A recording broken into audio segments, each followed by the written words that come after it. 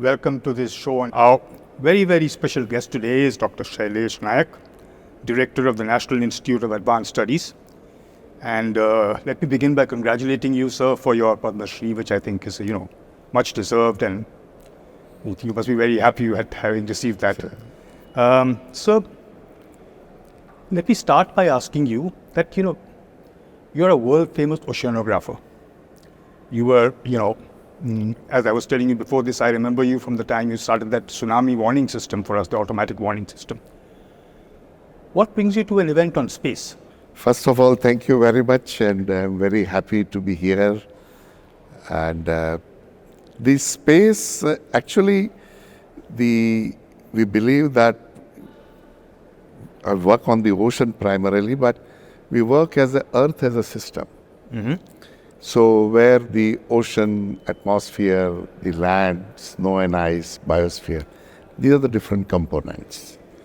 And what we call that as the Earth system science. So, and we believe that whatever energy and mass transfer between them actually controls the weather, climate, and ecosystem for Earth to survive. So now this concept actually, we learned that why Earth is a single unit came from the satellites. Mm-hmm. Because when satellites started moving around the Earth and provided a lot of information, we came to know that there are processes which are global in nature or regional in nature. What happens, say, in Arctic affects us, or what happens here can affect Arctic. So there is a lot of interrelationship between the different things happening. So that is why today the satellites provide information on different processes and gives an understanding that how mass and energy is transferring to one place. Mm-hmm. And based on that understanding of the process, we also know what is the human activities affecting these processes, or these processes affecting us. So what we call, and then once we understand, then we model them, and then use these models for developing certain products and services. Okay. So that is how the satellites and these things are related. Interlinked in some ways. So, again, we were discussing this earlier. As director of the NIAS, sir, I believe your sort of scope has expanded to even strategic issues and other issues here and there. You were mentioning something about conflict studies and things like that.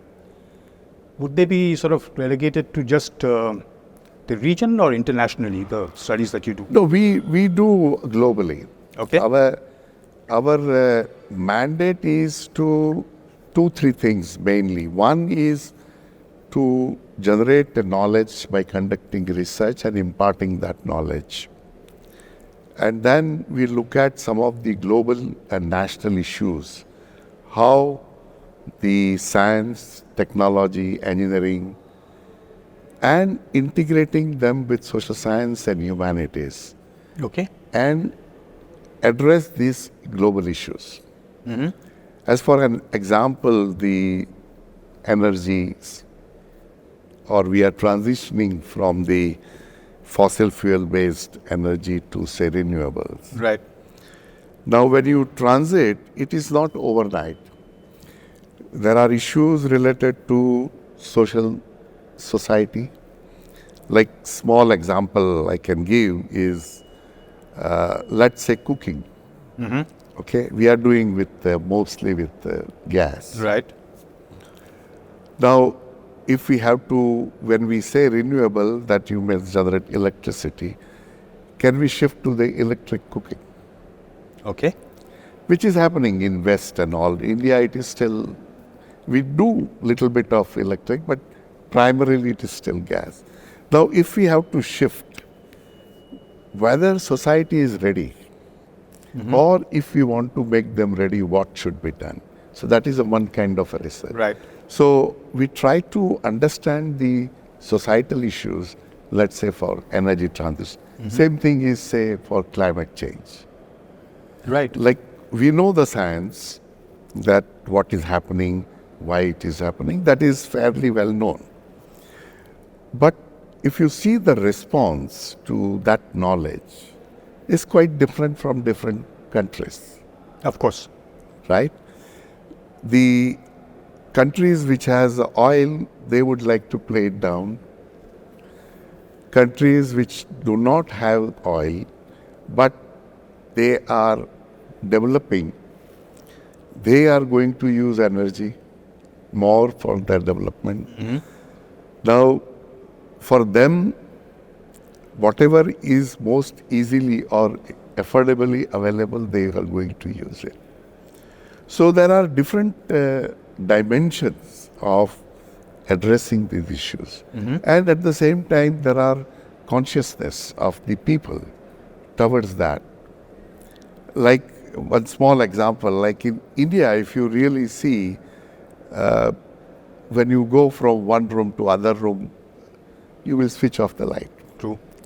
If you don't do, your mother or your wife or somebody will tell you to switch Yes. off light, Yes. right? But in US, if you go, they don't switch off.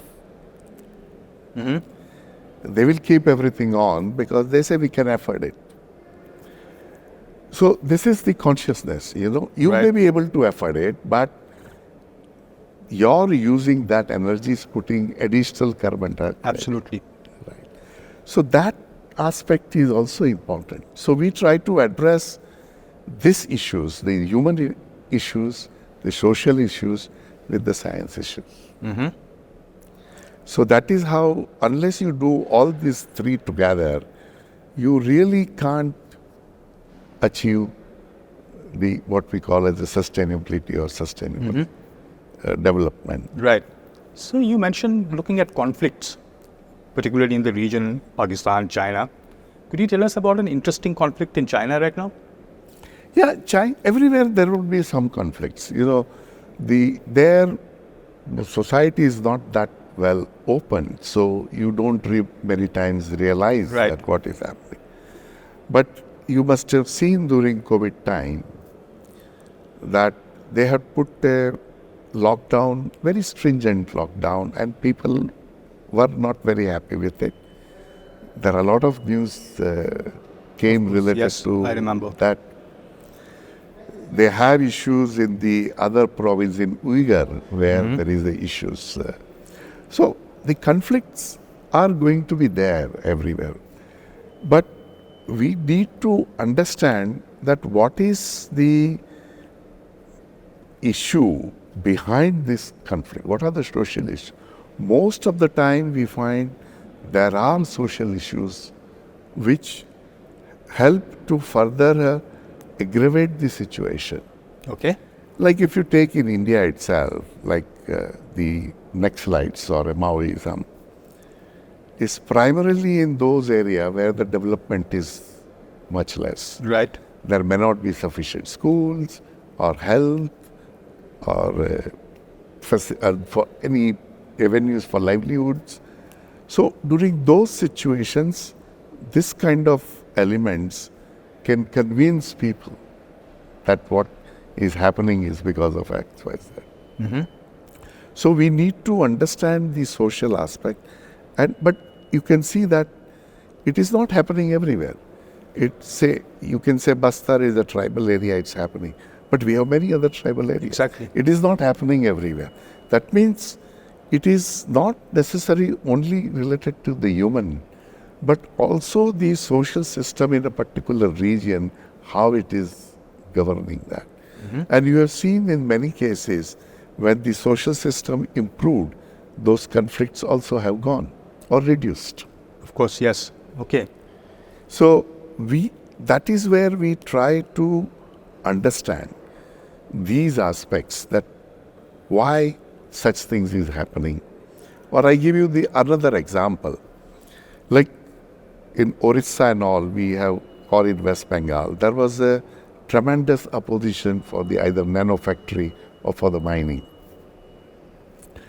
So what we suggest that, like environmental assessment you do before any large project, you must also do the social assessment. Right. Social Of course. impact assessment, so that you know that what people are thinking in this particular region and how we can address their concern.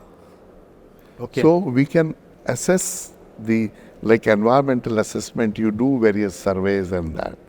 You can also do similar, I mean, not exactly similar, but social survey to understand their aspirations of the society and what they are thinking. And then you can address that such large projects will not have this kind of a difficulty. So you also I mentioned China. What about Pakistan? What are the main conflict sort of drivers that you see there? See, Pakistan's, what we understand is their army is the main. Right. Okay. And they actually decide or manipulate whom they want as a prime minister. Right. In that process, what is happening is, like last time, what we believe is army supported Imran Khan and they came, but then Imran Khan probably didn't do exactly what they wanted. So they put him in trouble and they now putting their on the Nawaz Sharif. And Nawaz Sharif was earlier removed by the army as well. Army, yes.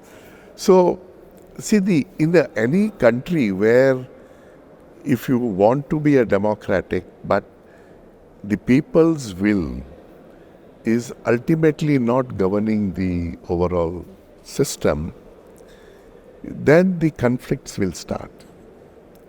And that conflict, how exactly they will come up is very difficult to understand, because in different places it can come in quite different way.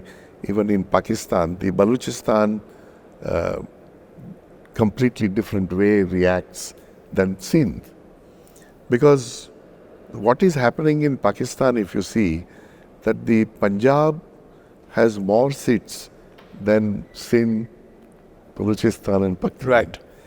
Basically Punjab governs the... Absolutely. And so that there is some kind of a feeling that, we are not have sufficient representation. So it gets reflected in some kind of different manifestation. Like you see many of those places, there are terrorist attack and those.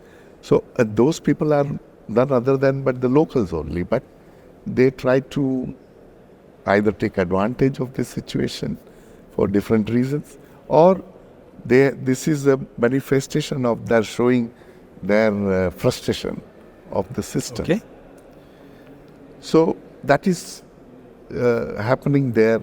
There are also issues related to resources, the economic conditions, which is also deteriorated. So it is Then not there's religious strife. religious. So it is never a single cause actually. It would be multiple causes getting into it, and then it turns into some kind of a conflict. Sir, I'm just curious that once you've completed a study like this on, let's say, a particular country, what happens then? Do you suggest sort of solutions, or what exactly do you do? And then it goes directly to the government, is it? All our research, what we do, ultimately we translate into what we call as a policy brief. Mm-hmm. It's a very small document, about 4 pages.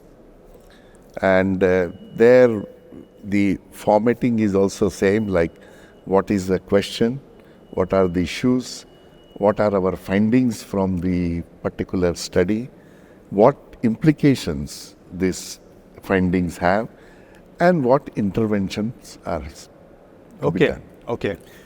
And this we give to concerned ministries, Niti Aayog, PMO, other academia and all that. And sometimes they can use it. If they don't want to use it, it's fine. But this is some kind of a crystallized output of a research which we present.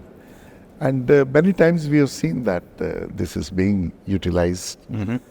And that is why, we are one of the 32 institutes which Niti Aayog has recognized as institutes of exceptional repute. Oh, okay. So, because our output which we present is based on a study, a research. So, it is not just what individual things or anything, Right. but there is a consensus of the research findings And so basically we try to translate the research findings into a policy. It could be on science, it could be on heritage, it could be on conflicts, as you are saying, or any such thing which we work on, this climate change, energy, and all these aspects we have prepared some policy briefs. Oh, I'd love to come and take a look at some of the things you must have Yeah, found you are in most papers welcome. and all Yeah, that. yeah, you're most welcome. Sir, I know you must be very busy, so I'll ask you a last question on a subject which is sort of your favorite, which is the oceans. Sir, I've also been fascinated by the oceans by some level, but I was very fascinated to hear about China developing a sort of an ocean version of a space station, where they've apparently gone very deep into the ocean and they've set up a station where people go and study that thing. So, if I could step back and take a question, do you think we should be benchmarking all our space and oceans and other things against China as we seem to be doing now, or should we be having our own benchmarks and not have to compete with them? No, I think we should have our own benchmarks, and those benchmarks should be governed by what is our requirement. Like currently, what we are realized and thinking that after 2030, as more and more, we would be depending on ocean more and more. Absolutely. And for a variety of things. One, of course, is the fishery, which to provide the necessary protein for such a large population, we will have to. So we will have to find new avenues for the fishery, more deep water fishery, the aquaculture, mariculture, different technique, processing, those things. The second thing which we think is very necessary for us, and India has invested very heavily, is on some of the metals which we need, like cobalt and nickel. Right. As we go to more and more renewable, the need for cobalt and nickel is going to rise substantially. I mean, we don't have Indian estimate, but the world, the one estimate is we may need about 500,000 metric tons of nickel and 500,000 metric tons. Good Lord, okay, that's big. And 200,000 of a cobalt. Now, on the land we don't have, so we need to go to ocean. Ocean has those resources. But it is not that simple. So India has invested long back, and we have about 75,000 square kilometer area under exploration. The reconnaissance exploration is done.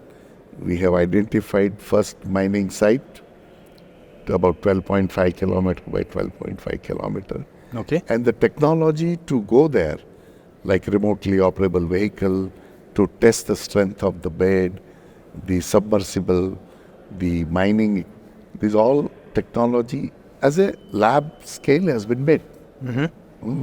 Now we have to scale it up from lab to field level. So that work, and that is why Government of India has now major investment in a deep ocean mission. Right.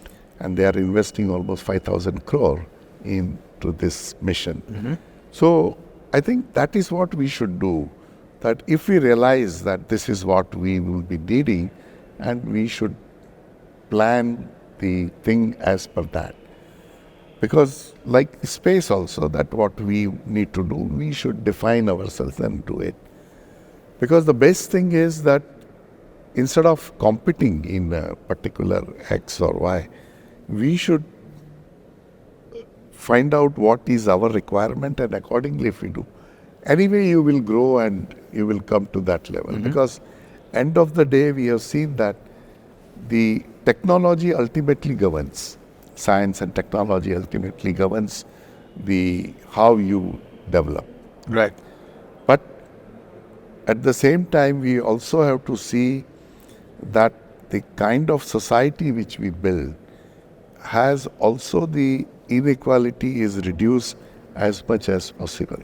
Of course. And they also have to be ready for the changes. Yeah.